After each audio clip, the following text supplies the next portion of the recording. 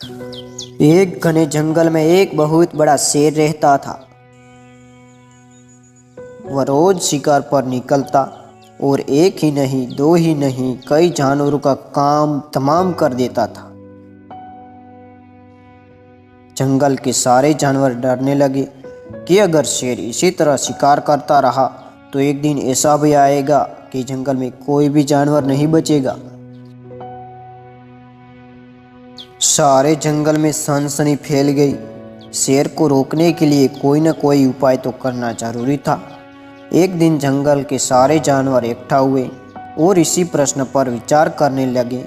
अंत में उन्होंने तय किया कि वे सब शेर के पास जाकर उनसे इस बारे में बात करेंगे।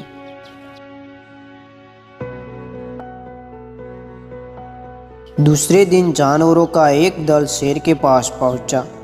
उनके अपनी ओर आते देखकर शेर घबरा गया और उसने गरज कर पूछा, क्या बात है, तुम सब यहाँ क्यों आ रहे हो? जानवर दल के नेता ने कहा, महाराज, हम आपके पास निवेदन करने आए हैं। आप राजा हैं और हम आपकी प्रजा। जब आप शिकार करने निकलते हैं तो बहुत जानवर मार डालते हैं और आप सबको खा जाते हैं। इस तरह से हमारी संख्या कम होती जा रही है। अगर ऐसा ही होता रहा तो कुछ ही दिनों में जंगल में आपके सिवाय और कोई भी नहीं बचेगा। प्रजा के बिना राजा भी कैसे रह सकता है?